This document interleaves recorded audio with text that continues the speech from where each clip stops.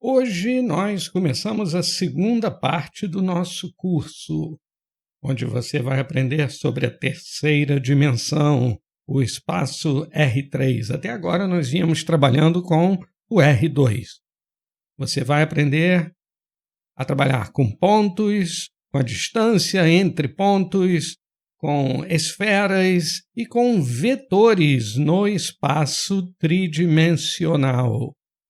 A ideia agora é que, além do eixo X e do eixo Y, nós temos um terceiro eixo, o eixo Z.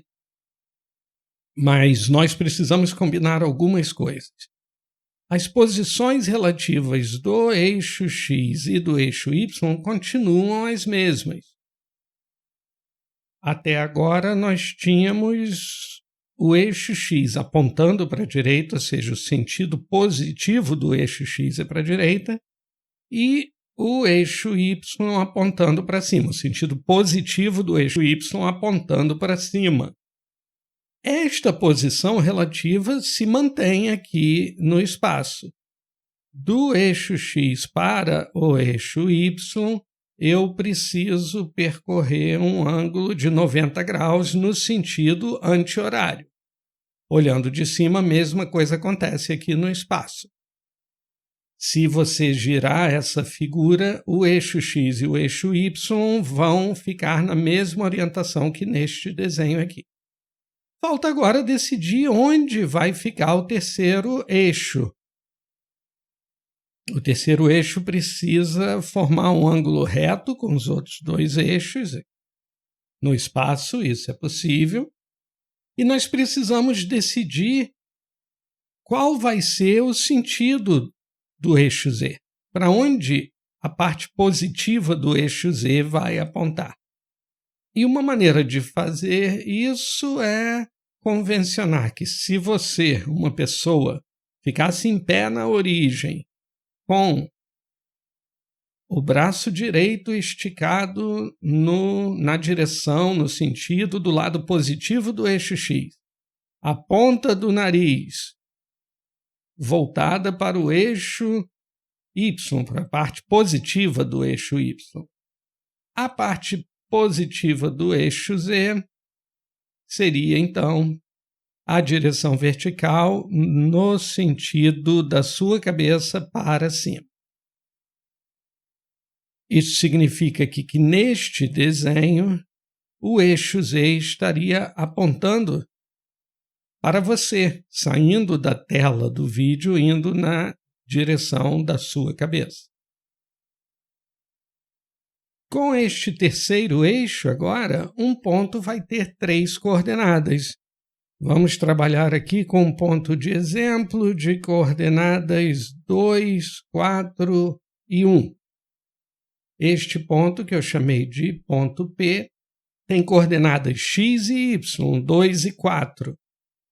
E eu consigo visualizar as coordenadas x e y do ponto P se eu pedir para o GeoGebra me mostrar o espaço do ponto de vista do eixo Z, como se eu estivesse em cima do eixo Z, olhando para baixo, vendo o eixo X e o eixo Y apenas. E eu consigo ver o ponto P aqui flutuando acima do chão, embora desta perspectiva não seja possível ter ideia da altura do ponto P.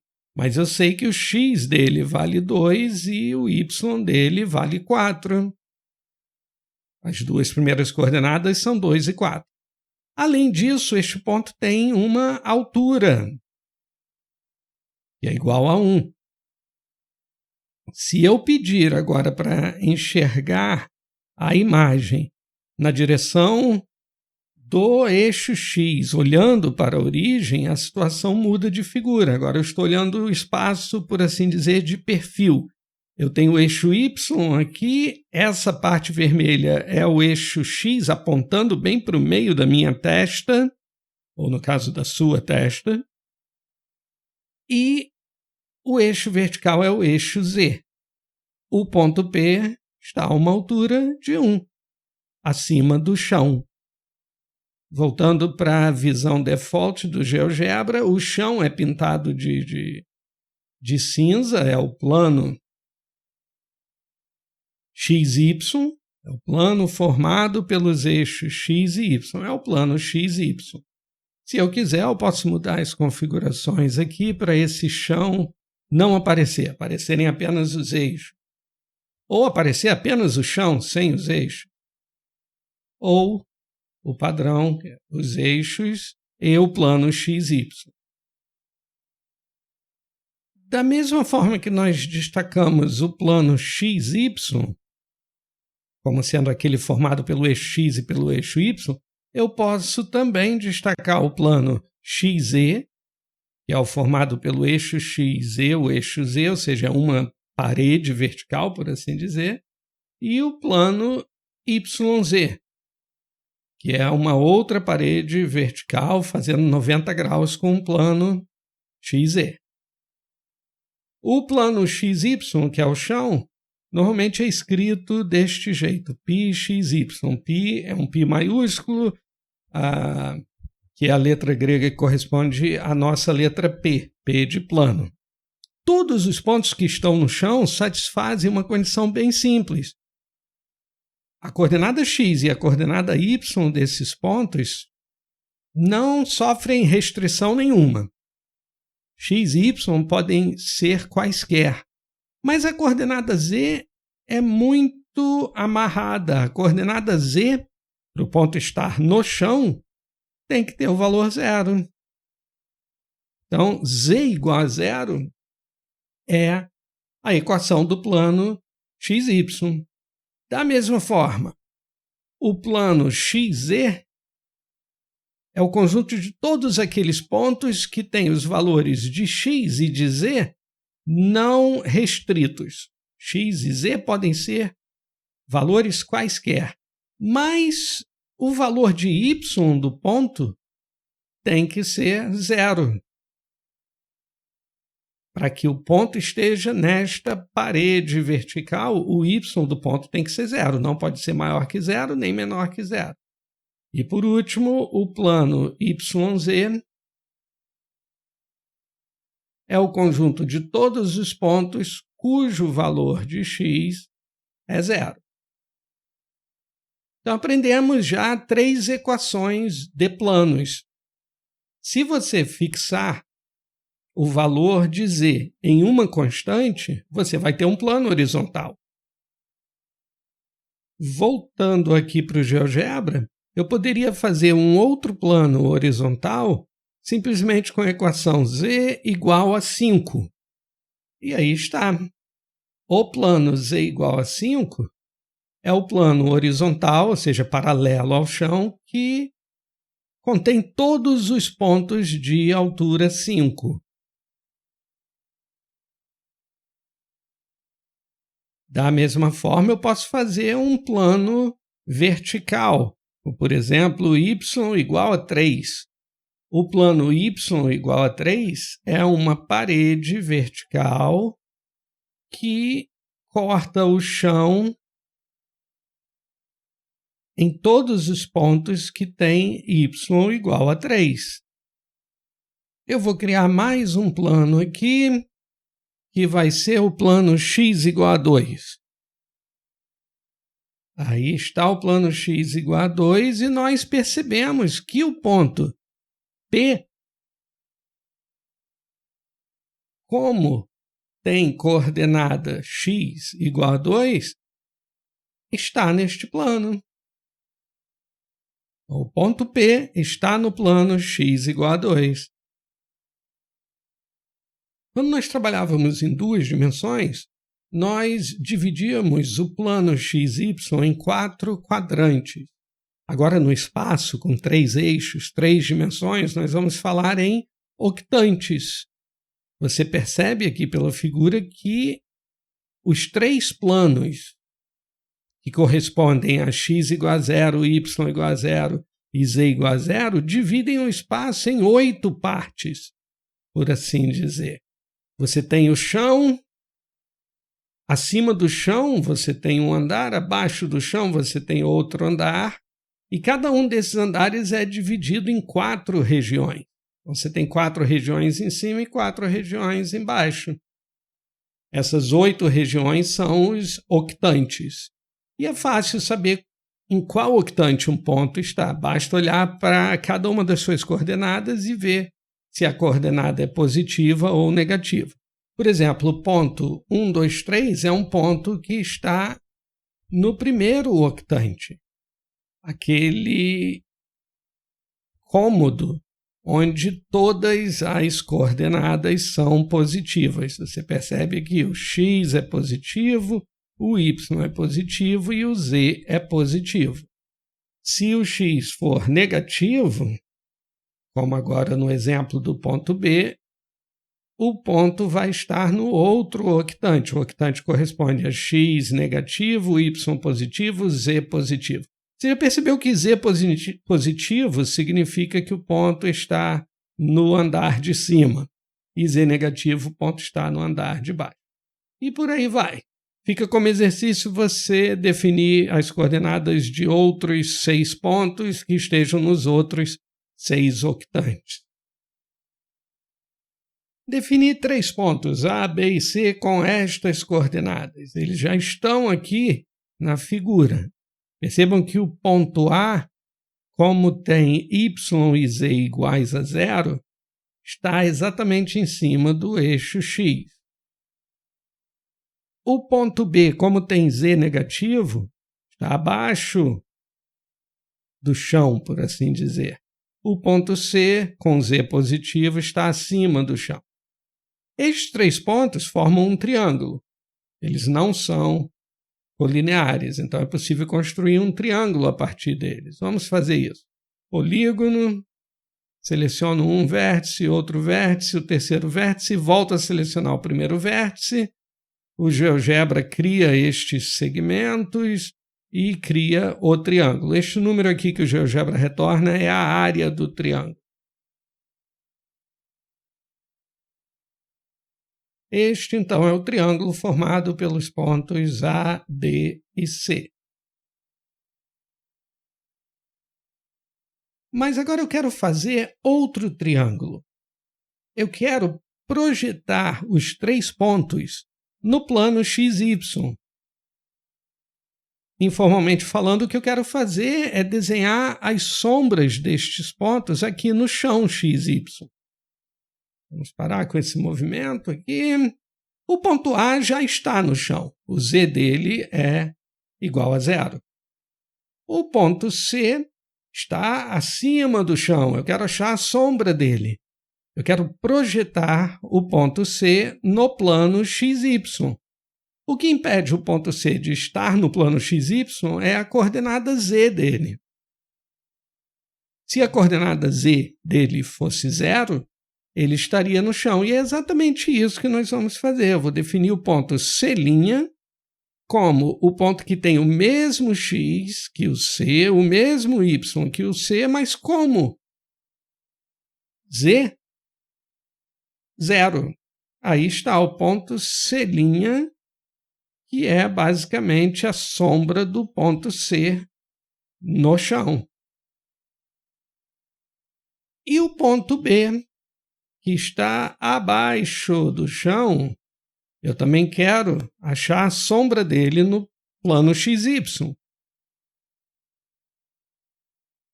O ponto B tem coordenada z menos 3. Isso faz com que ele não esteja no plano XY. Vamos zerar a coordenada z do ponto B e assim vamos achar o ponto que está na mesma direção que B no plano XY. Ou seja, a projeção de B sobre o plano XY. Eu venho, defino o ponto B' com as coordenadas menos 3, 3 e 0. Aí está o ponto B'. Agora, eu tenho o ponto A, que já está no plano XY, mas vamos criar um ponto A' só para uniformizar a notação. Aí está. Com isso, eu vou esconder o ponto A original, o ponto B original e o ponto C original. Agora eu tenho as 3 projeções sobre o plano XY. Se eu quiser agora fazer um triângulo com estas projeções, eu escolho vértice A', B', C', de volta ao primeiro vértice. O segundo triângulo, que o GeoGebra resolveu chamar de T2, é este triângulo que está no plano XY. O número que o GeoGebra mostra é a área do triângulo. Este triângulo nada mais é do que a projeção do triângulo original sobre o plano XY. Vamos mudar a cor deste triângulo T2 para um verde. E vamos mostrar o triângulo original. Aí está o triângulo original formado pelos pontos A, B e C. É um triângulo que não estava contido no plano XY. O triângulo verde é a sombra deste triângulo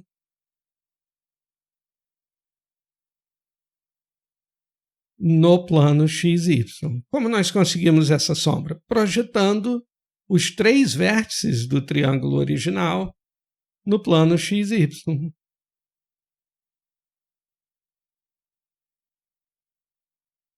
Definir agora 2 outros pontos. O ponto A, 3, 2, 1, e o ponto B, 1, 2, 3. Os 2 pontos estão no octante onde x, y e z são positivos. Ok. O que me interessa agora é a distância de A até B. É o comprimento deste segmento de reta. Distância de A até B, que o GeoGebra já calcula como sendo 2,83. Mas nós vamos aprender como calcular essa distância analiticamente. Você lembra da fórmula da distância em 2D como sendo assim: a raiz quadrada da soma de x de A menos x de B ao quadrado com y de A menos y de B ao quadrado. Esta fórmula vale quando os 2 pontos estão no mesmo plano horizontal, mas não é o caso de A e B aqui. A e B têm coordenadas z diferentes. Então, isso precisa ser levado em conta também. Este número aqui, 2, não é a mesma coisa que 2,83. No espaço de 3 dimensões, nós precisamos colocar mais um termo aqui dentro da raiz quadrada. Este terceiro termo é a diferença das coordenadas z elevado ao quadrado. Agora sim, a distância entre o ponto A e o ponto B tem o valor correto. 2,83 é o mesmo valor que o GeoGebra nos dá como o comprimento deste segmento entre A e B. Mas agora chega de fazer as coisas visualmente. Vamos resolver um problema analiticamente. Alguém me dá 3 pontos, P1, P2 e P3, e pede para mostrar que P1, P2 e P3 formam um triângulo retângulo. Bem, chamando os lados deste triângulo retângulo de Azinho, Bzinho e Czinho, nós só precisamos verificar se o teorema de Pitágoras se verifica. Mas como nós vamos descobrir os comprimentos dos lados? Calculando as distâncias entre estes 3 pontos. Nós ainda não sabemos quais são os 2 pontos que formam a hipotenusa. Então, não vou escrever P1, P2 e P3 aqui ainda. Vamos calcular as distâncias entre estes pontos. Começando com a distância entre P1 e P2. Raiz quadrada das diferenças entre as coordenadas x, coordenadas y e coordenadas z. Uma distância que vai dar a raiz de 6. Agora, a distância entre P1 e P3. A mesma fórmula. Diferença das coordenadas x, diferença das coordenadas y, diferença das coordenadas z, tudo ao quadrado e somado, dando como resultado raiz de 2. Já vemos que P1 e P3 não podem formar a hipotenusa, porque o comprimento do lado P1, P3 é menor do que o comprimento do lado P1, P2. Ou temos P1, P2 como hipotenusa, ou P2, P3 como hipotenusa. Vamos ver o comprimento do último lado, que é a distância entre P2 e P3. Usando a fórmula, nós chegamos à raiz de 8. De fato, a hipotenusa é o lado do triângulo com vértices P2 e P3. O lado menor é P3 e P1. Vamos colocar P1 aqui. O lado menor é P3 e P1, então vamos chamar este aqui de P3 e P2 forma junto com P3 a hipotenusa.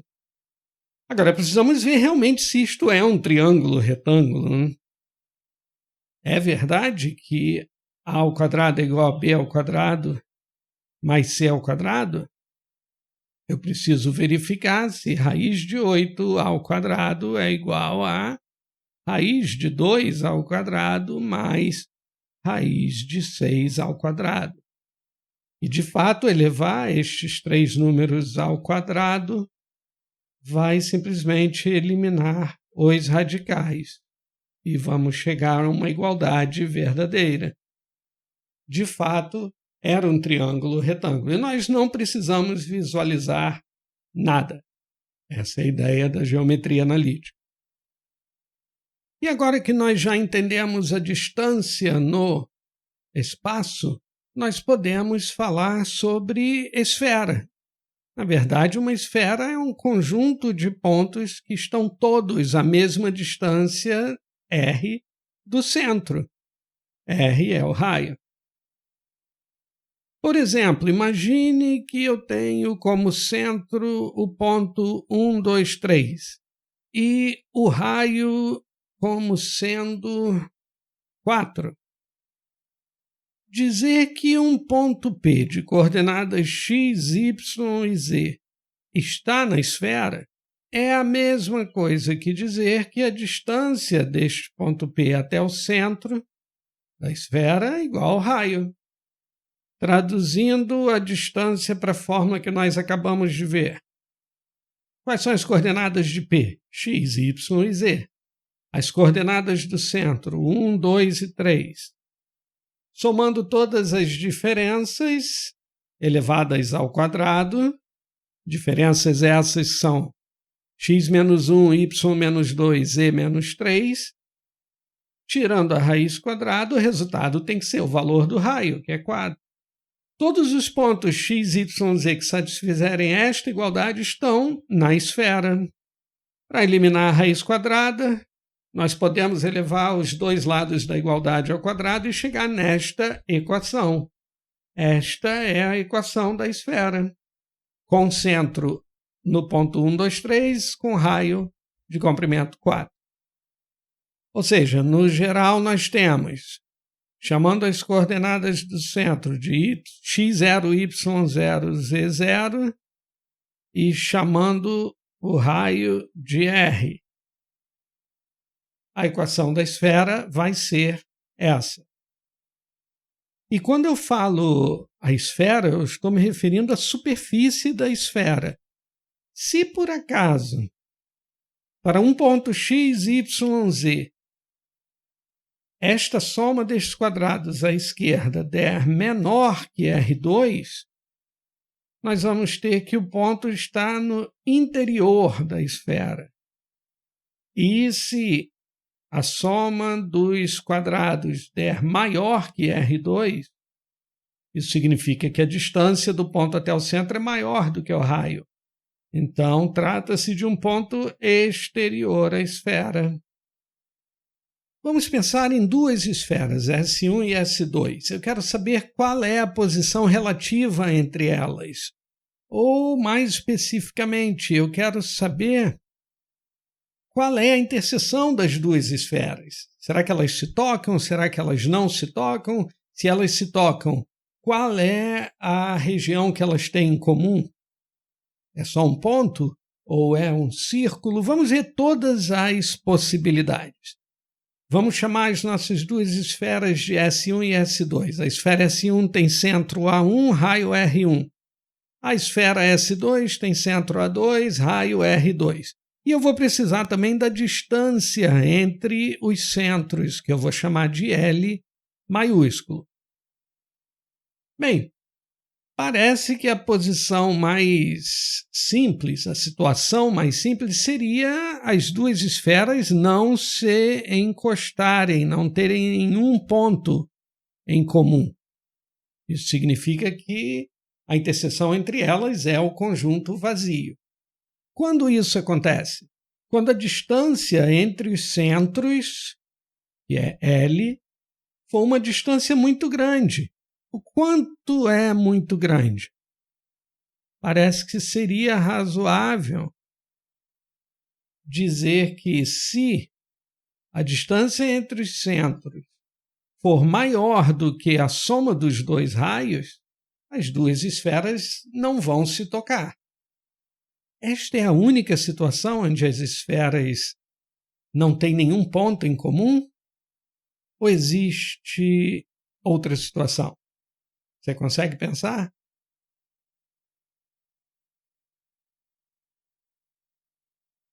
Que tal esta situação aqui?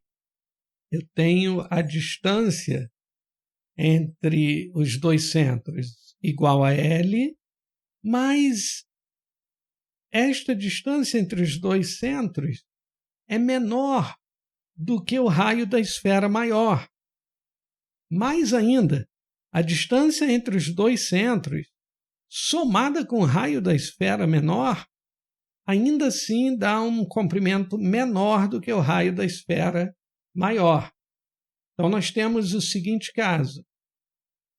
Ou, caso o raio maior seja R1, eu vou ter L mais R2 é menor do que R1.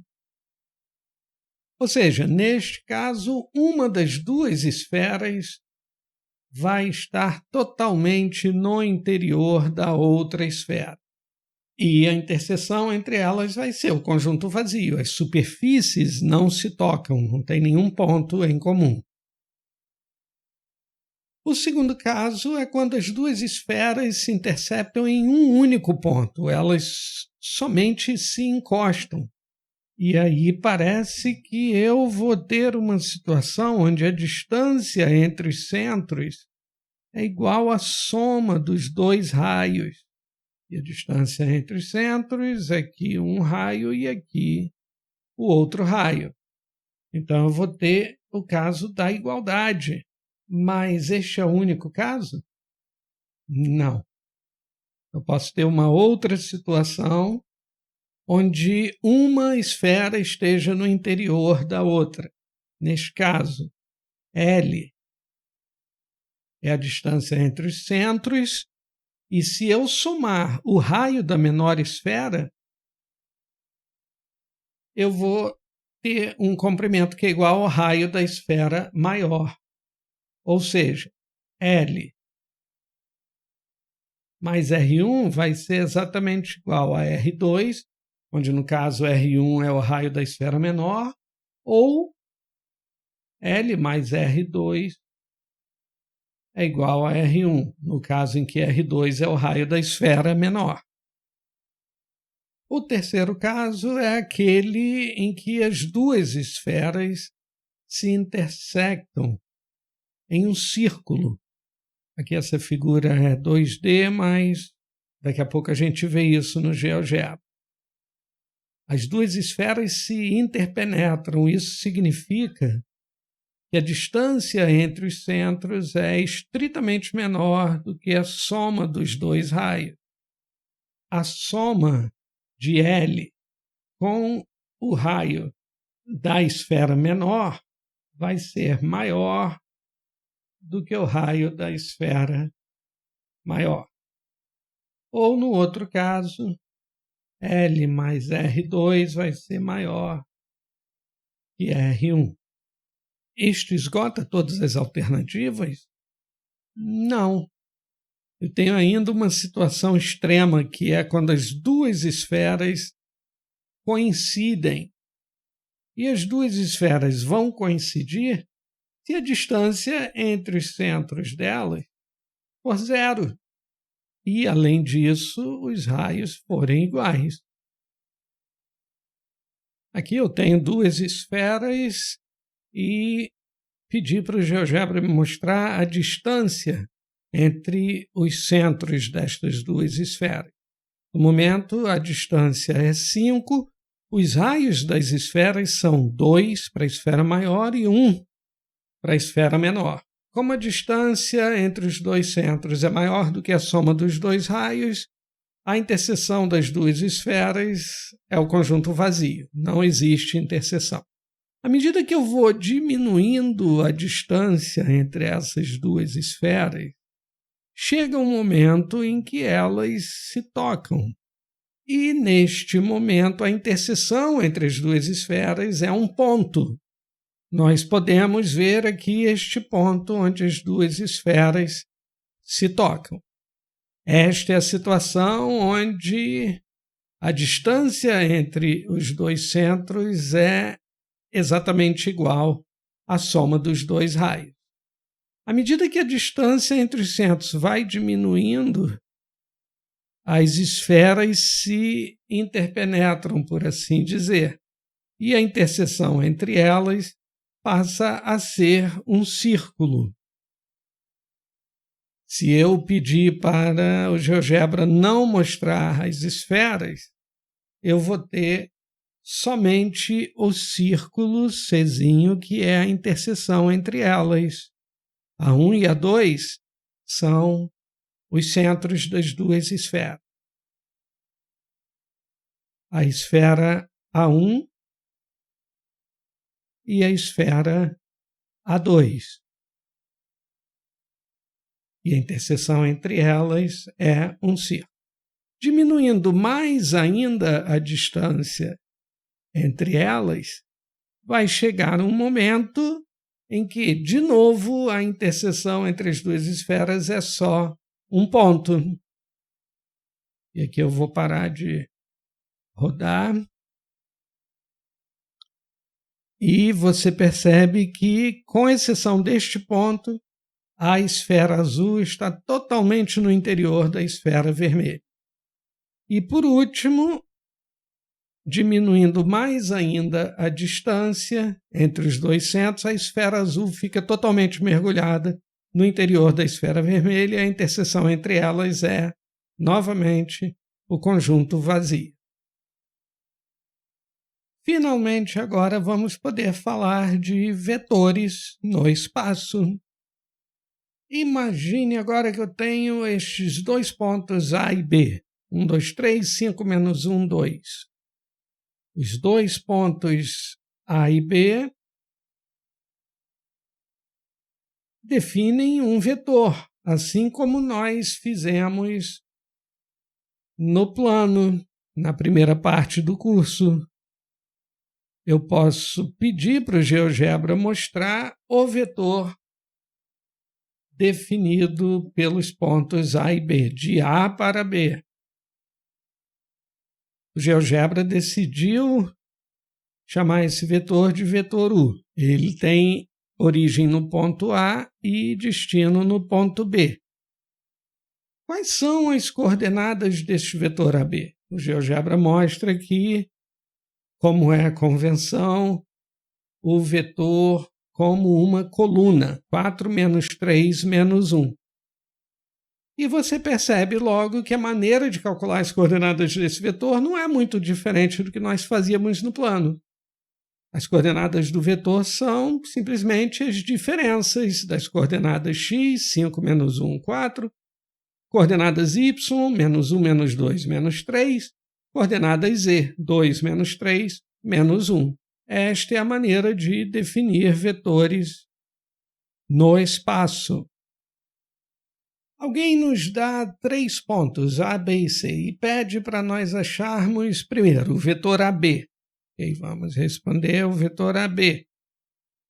Coordenadas do vetor AB vão ser as diferenças. Coordenadas de B menos coordenadas de A. 0 menos 1, menos 1. 1 menos 0, 1. Menos 1 meio, menos 1, menos 3 meios. Este é o vetor AB. Agora alguém nos pede quais são as coordenadas do ponto D, tais que o vetor AB é igual ao vetor CD.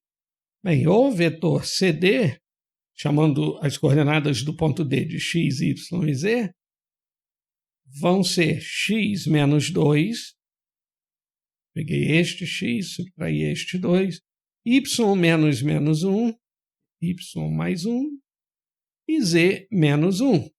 Este é o vetor CD. Se eu quero que o vetor CD seja igual ao vetor AB, isto equivale a dizer que x menos 2, que é a coordenada x do vetor CD, tem que ser igual a menos 1. Da mesma forma, y mais 1 precisa ser igual a 1. E z menos 1 precisa ser igual a menos 3 meios. Isto equivale a dizer que x é igual a 1, y é igual a 0 e z é igual a menos 1 meio. Ou seja, o ponto D precisa ter estas coordenadas, 1, 0 e menos 1 meio. Mais um exercício agora envolvendo soma de vetores. Eu tenho 3 pontos, A, B e C, e alguém me pede as coordenadas do ponto D de forma que o vetor AD seja igual à soma dos dois vetores AB, AC. E vamos começar calculando as coordenadas dos dois vetores, AB e AC. Estas coordenadas vão ser menos 3, 1, menos 2. As coordenadas do vetor AC vão ser 1, 1, 2. Adicionar dois vetores no espaço segue o mesmo raciocínio que no plano. AB mais AC vai ter coordenadas que são as somas das coordenadas. 1 menos 3, menos 2. 1 mais 1, 2. Menos 2 mais 2, 0. Este é o vetor soma, AB mais AC. Nós temos que achar agora as coordenadas do ponto D. Vamos chamar essas coordenadas de x, y e z. Com isto, o vetor AD fica com as coordenadas x menos 3, y menos 2, z menos 0. O que eu fiz foi pegar as coordenadas de D, x, y, z, subtrair as coordenadas de A, 3, 2 e 0. Se eu quero que o vetor AD seja igual à soma dos outros dois vetores, as coordenadas têm que coincidir. O menos 2 tem que ser igual a x menos 3. O 2 tem que ser igual a y menos 2. E, por último, o 0 tem que ser igual a z. Com isso, temos as coordenadas do ponto D. Se x menos 3 é igual a menos 2, é porque x é igual a 1. Se y menos 2 é igual a 2, então é porque o y é igual a 4. E o z é igual a 0. Aí está. Se você quiser conferir, verifique que o ponto D tendo estas coordenadas, o vetor AD vai ser 1 menos 3, menos 2, 4 menos 2, 2, 0 menos 0, 0. De fato, o vetor AD é igual à soma dos vetores AB, AC.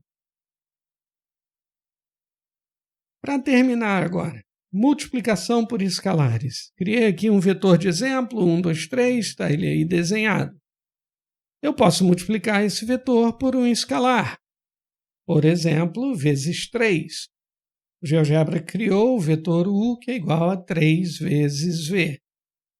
E você lembra que se eu multiplicar um vetor por um número negativo, eu acabo invertendo o sentido do vetor. A direção continua a mesma, mas não o sentido. Então, agora aqui nós temos 3 vetores. O vetor V original, que é o vetor 1, 2, 3, preto.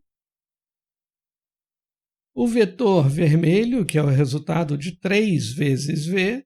E o vetor verde, que é o resultado de menos 2 vezes V. E pronto, com isso nós terminamos o nosso vídeo de hoje. Nós cobrimos as aulas 1, 2 e 3 do PDF linkado na descrição. Você já pode agora fazer todos os exercícios. E até o próximo vídeo.